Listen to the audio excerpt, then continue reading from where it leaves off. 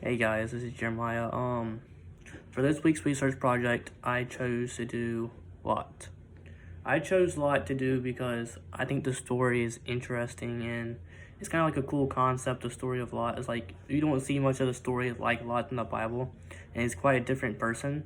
And so I thought this story would be interesting to start researching and to explain and to go into details and do a research paper on him.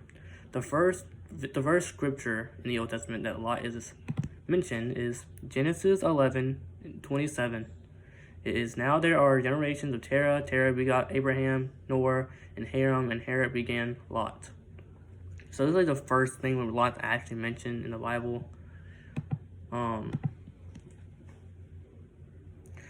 chose Lot because the three main points is his story is interesting because Lot is a person that Abraham sought after, and Abraham wanted to see someone saved and didn't want to see everyone die and get destroyed by Sodom and Gomorrah. So Abraham chose to pray and seek after God and pray on the people's behalf, which is a cool concept because we can apply that to our lives and try to pray for people and try and lead people and try and get people saved and like pray on their behalf so we don't see things like that happen to them, but we can stay faithful for their sake. And then yeah, so that's the first point. Is the first point I would like to bring out is Abraham's love and desire to see people saved, not destroyed. So God told Abraham that they were going to be destroyed, but Abraham prayed and sought after God to like let people be saved, let some people be saved, that there wasn't all wickedness. And then the second point is the wickedness in Sodom and Gomorrah, that they were wicked and God was destroying them. It was like the second point is like the main thing of the story really is like the wickedness of Sodom and the wickedness of Gomorrah, that these two cities were so wicked that God wanted to destroy that. And you really don't see that happening in the Old Testament but one time when God flooded the world.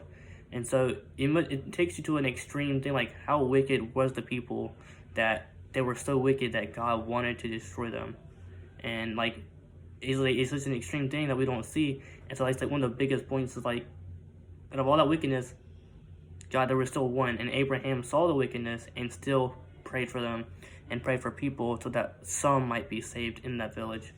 And the third point is so God delivered Lot and brought him out, and Lot was spared from destruction in Sodom and Gomorrah.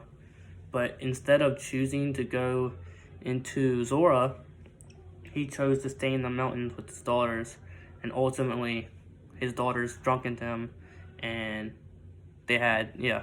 So that's just so it's an interesting story that even though God's faithfulness to Lot, like God showed his faithfulness to Lot by delivering him from Sodom and Gomorrah, he chose to let fear in his life still and didn't let him go into Zoar. And we can apply that to our life. Like if God delivers us and keeps us going, let's not be fearful and worry about what's going to happen next. Just put our trust in God and he will provide.